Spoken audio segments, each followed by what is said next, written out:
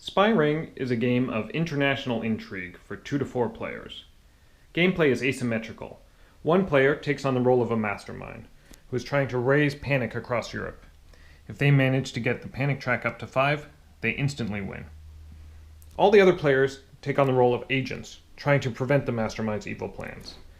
Agents are given mission cards at the beginning of the game.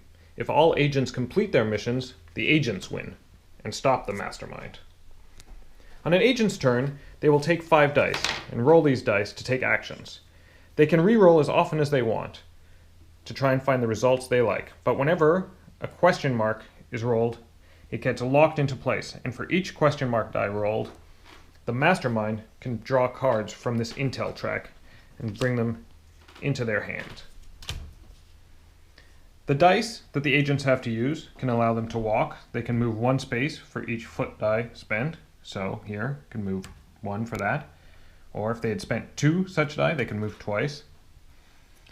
For each attack die spent, they get 1 attack point, allowing them to neutralize spies. This is a level 1 spy, so it takes 1 attack point to neutralize it and remove it from the board.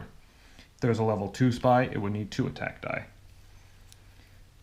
For each search die spent, the agent can search their location. They search the search deck matching the color of the city they are in. For example, they're in Oslo, so they would search the green deck.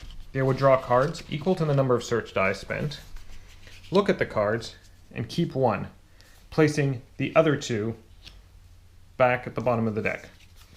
This item is the ledger needed to complete one of the missions. So the agent would keep this and place the other 2 cards at the bottom of the search deck.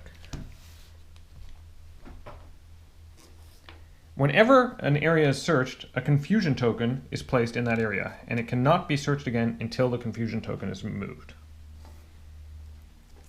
Gear die can be spent in different ways. Every agent starts with this player card, and it gives them the power to spend 2 gear to remove a confusion token. Players also can roll money, $1 for each die thus rolled, and this will allow them to buy designs and items. Items can give them permanent abilities, and designs give them other uses for the gear. For example, these binoculars allow you to search adjacent spaces for each gear used.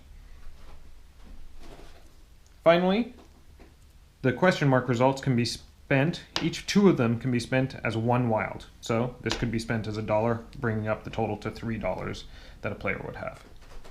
At the end of the turn, the intel track is refilled. On the supervillains, the mastermind's turn, they can play cards from their hand to either recruit new spies onto the board or to move spies that are already on the board. To recruit a spy onto the board, you play cards and bring spies into that area. For example, this Oslo card, playing 1 such card, would bring a level 1 agent into Oslo. If the player had 2 Oslo cards and played them, discarding to the discard pile, they could have brought a level 2 spy into Oslo. Whenever a spy is recruited onto a space where an agent exists, that agent will take wounds equal to the spy's level. If an agent ever takes 5 wounds, the agent is neutralized, they are returned to headquarters, and the panic track is moved up by 1. The mastermind can also spend cards to move the spies. They spend cards matching the color of the road they wish to move on. For example, this is a red and blue road, so they must spend a red and blue card into the discard pile and would then move this spy. Whenever a spy is moved into headquarters, the panic track is moved up by 1.